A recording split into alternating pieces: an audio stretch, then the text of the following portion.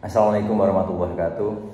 Jumpa lagi dengan channel Dr. Edwin Cono dalam acara Bincang Sehat, yang mana pada kesempatan ini kita akan membahas mengenai mimisan atau bahasa medisnya epistaxis. Adalah suatu keadaan di mana terjadi perdarahan yang mengalir dari dalam hidung. Saya yakin sahabat sehat tidak asing dengan mimisan ini. Mimisan ini bisa terjadi pada semua orang, tapi paling sering terjadi pada anak-anak usia 2-10 tahun. Kemudian bisa terjadi pada ibu hamil, orang lansia, bisa juga terjadi pada orang yang lagi menderita penyakit tertentu, dan juga dalam rangka menjalani pengobatan. Mimisan walaupun kelihatan menyeramkan, tapi sebenarnya bukan penyakit yang sangat berbahaya. Tapi sahabat sehat perlu tahu 8 penyebab mimisan yang paling umum, sehingga apabila terjadi mimisan atau melihat penderita mimisan tidak menjadi tegang dan panik. Untuk sahabat sehat yang belum subscribe, pencet tombolnya.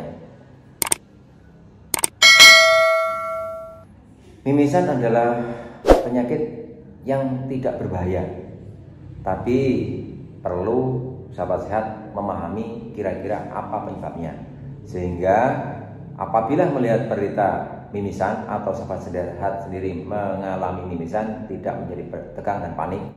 Mimisan merupakan sesuatu yang umum terjadi di masyarakat. Bisa jadi sahabat sehat pernah melihat orang yang mimisan atau mengalami sendiri mimisan. Untuk itu marilah kita bersama-sama mempelajari 8 penyebab mimisan yang paling umum, sehingga apabila melihat orang mimisan tidak menjadi panik dan siap menanganinya di rumah masing-masing. Yang pertama, mimisan sering terjadi pada udara yang kering. Biasanya udara kering ini terjadi pada musim dingin, karena pada musim dingin akan menyebabkan orang gampang terjadi infeksi infeksi pernapasan.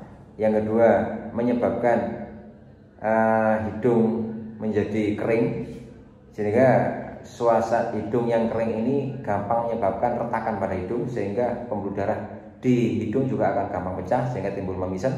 Yang ketiga, pada cuaca dingin ini akan terjadi atau gampang terjadi perubahan suhu yang drastis dari udara yang dingin menjadi hangat. Umpamanya sahabat saya baru keluar dari rumah pada udara yang dingin, kemudian masuk ke dalam rumah udara yang hangat, maka terjadi perubahan suhu yang cepat.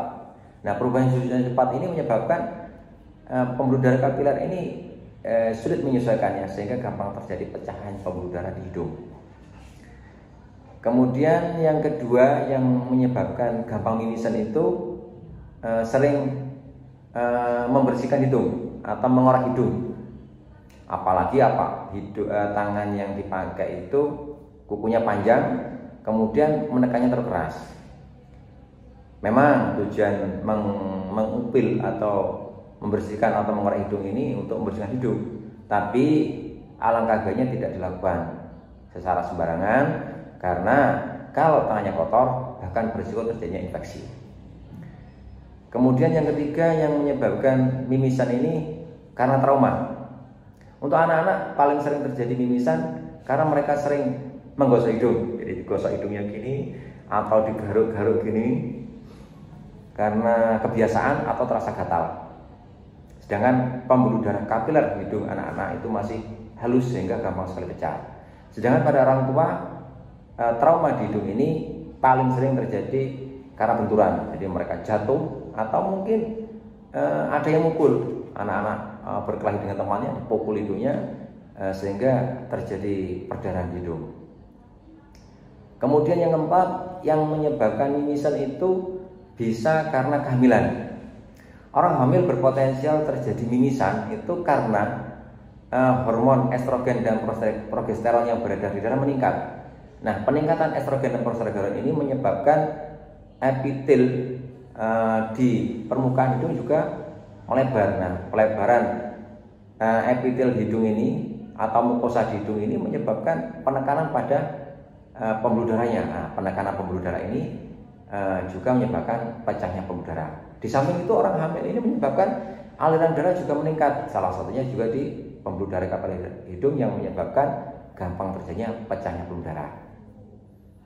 Kemudian yang kelima yang sering menyebabkan mimisan itu juga dikarenakan infeksi atau penyakit tertentu di hidung. Bisa karena polip atau karena infeksi pernapasan, bisa juga karena alergi di hidung, bisa juga karena ada sinusitis di hidung. Yang ke-6, yang bisa menyebabkan mimisan juga disebabkan karena stres. Tapi stres ini tidak secara langsung menyebabkan mimisan. Ini karena orang stres menyebabkan terjadi perubahan perilaku. Umpamanya mereka menjadi gelisah, kemudian sering memegang hidungnya, menggaruk-garuk hidungnya atau pegang-pegang hidungnya, sehingga akan timbulkan trauma di hidung. Nah, bisa jadi mereka juga orang yang stres ini karena berubah perilaku, bisa jadi gampang memukul hidungnya sendiri. Nah, jadi stres ini bisa menyebabkan mimisan tapi tidak secara langsung.